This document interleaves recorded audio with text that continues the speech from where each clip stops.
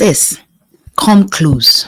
I need you to come close because what I'm about to break down today is a story that shakes you straight to your core. Ha! Imagine this, a woman gets on a plane, flies over 1,000 miles just to confront and eventually buy her ex's new girlfriend. Hey, this is not a movie. It's not a Lifetime script. This is a real case, a real victim, and a real life lost to jealousy, obsession, and emotional unraveling. Today, we are going deep into the tragic case of Sakiyna Thompson, the New York woman that was sentenced to life imprisonment without parole after flying to Florida and stabbing 23-year-old Kayla Hodgson. And that woman, and she ended that woman's life. This video is not just about crime. It's about warning signs, control, jealousy, and the danger of letting your emotions run your life. Welcome to Stand in Your Power. Let's talk about all of this because it is very important.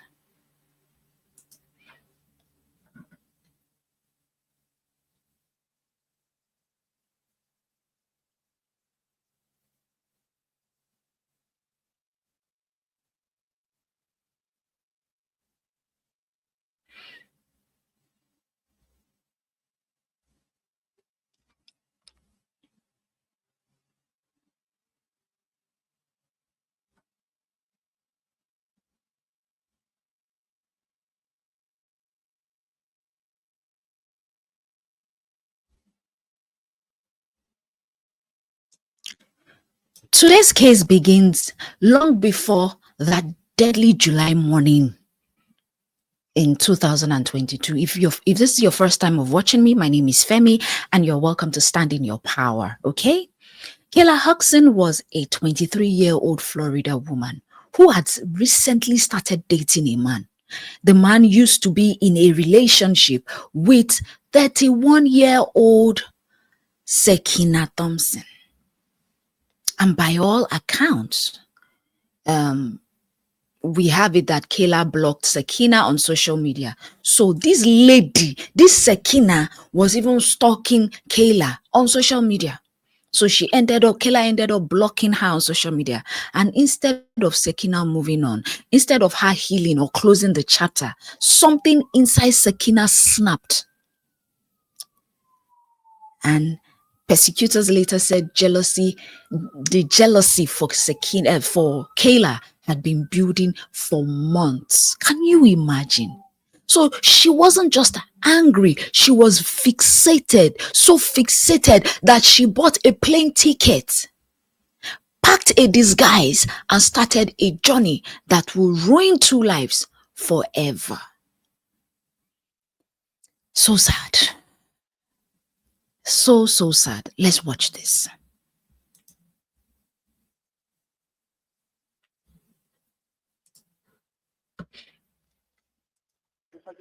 Okay, what is the apartment number?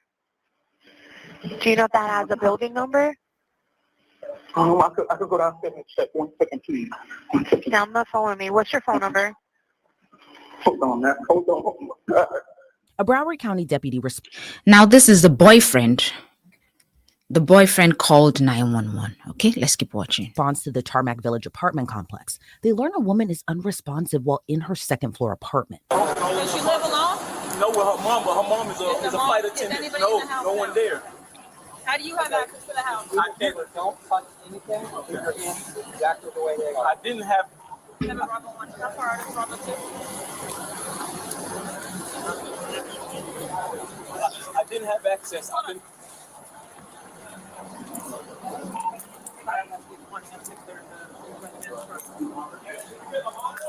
Yeah. Yes. 200. What number? 200. Liar. How did you get access inside? I don't have access. I've been calling her all morning, and she wasn't answering the phone. And I came here the first time, and I just knocked. And I was like, I seen her car. I didn't see her park in the parking lot. She always parking in the handicap. So when I came back the second time, I seen her car outside. I'm like, she has to be here. So when I came, I knocked really hard, and she has a little dog, and she didn't answer. So I just tried the door, and I opened the door. She was on the floor. The door was unlocked. Yeah, the door was unlocked. So had you been in the house? Just now, yes, and I just came the second Did you time. see anybody in the residence? No. I just want No. to get some more information No. before I get in there. No. Okay. All right. When I'm done with this, stay tight. I'm running to talk to a lot. No problem. No problem. And just try not to touch anything with your hands. Okay, y'all. Yeah, I touched I'm not the even door having and you go back everything. in right now. Okay, Is it a 1 or 2 bedroom? it's a 2-bedroom. Was she on any medication, anything? No, not that I know. She worked a party last night, and then that was it. And I called her this morning. I was calling her this morning, texting her, and she was no. Her phone was delivering I'm it sorry, to who is she to you? Sorry. She's like my girlfriend. No, that's fine. I just wanted to- Yes, she's like my girlfriend. Yes, yes. Does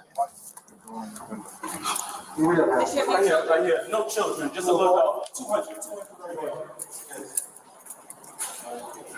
To the left, to the left, to the left, to the left. Okay. Separate property. You can go clear the rest.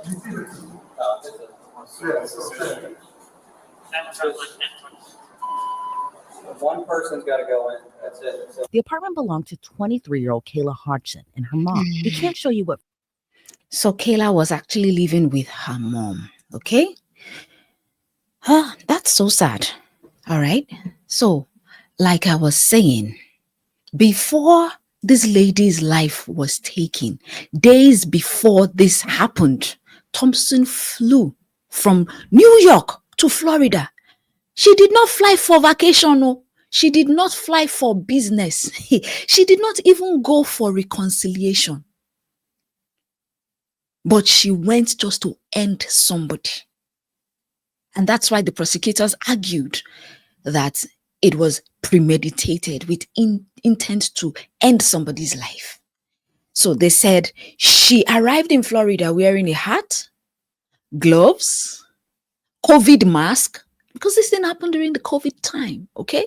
She was wearing a COVID mask and she had layers to obscure her identity.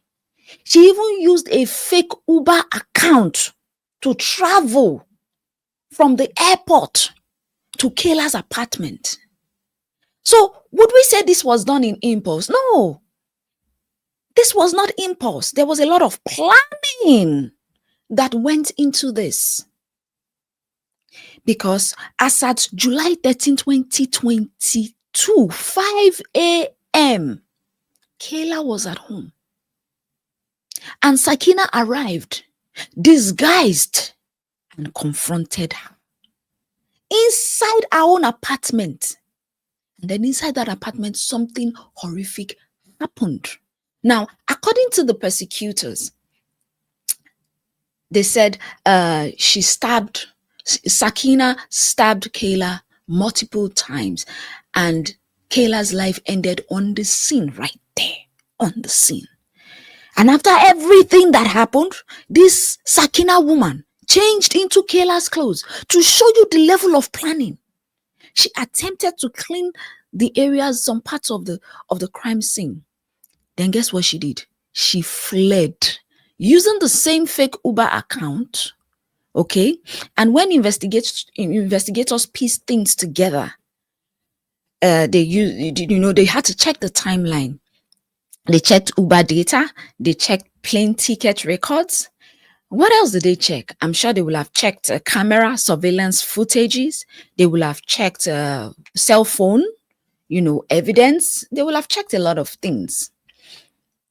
And also the things that they found on the crime scene. So it became evident that it wasn't self-defense. It was premeditated ending. Kayla did it. Sakiyna did it premeditatedly. And during the trial, because she had been going through trial, Sakiyna testified in her own defense. And what she told the court was that she went to see Kayla woman to woman. Can you imagine? All the way from wherever you are to see Kayla woman to woman. Then she said Kayla attacked her first with a piece of glass. Of course, if Kayla attacks you first with a piece of glass, first things first, how did you get into her apartment? A stranger and you say you want to talk woman to woman, you are not wanted. So if Kayla had attacked you first, so be it. And she also claimed that she was pregnant for the guy at the time and that she feared for her unborn child. Idiot. If you feared for your unborn child, you wouldn't have premeditated what you did. She said she blacked out during the altercation and that she acted in self-defense. Self-defense, my foot. With all of that, the jury wasn't convinced. Not after seeing the disguise, not after hearing about the flight, not after seeing the Uber evidence, not after the attempted cleanup. And then the jury deliberated for 1 hour. Yes, 1 hour. That's how quickly they were able to reach a unanimous guilty verdict. And December 1st, 2025, a judge sentenced Sakiyna Thompson to life imprisonment without parole.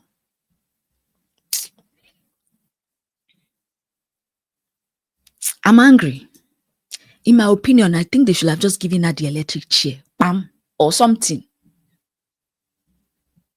Now, after everything, Kayla's family spoke in court. They were heartbroken. They called Sakiyna wicked, but they were relieved that justice had finally been served for Kayla. A young woman's life ended. Another young woman's life effectively ended behind bars. 2 families destroyed, all because of what? All because of jealousy. All because of the inability to let go. And if you see the man, yeah, all because your emotions turned violent. All because somebody could not control their emotions. And there are a lot of life lessons here for us to learn, because this story isn't just tragedy, it is a mirror.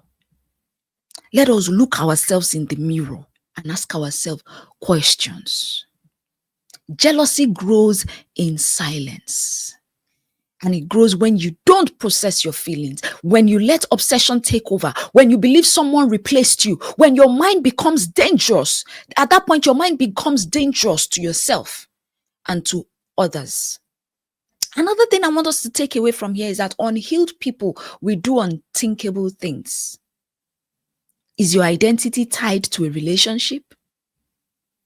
Because when your identity is tied to a relationship, losing it feels like losing yourself. And that eventually will lead to desperation. Out of desperation, Sakiyna took another woman's life.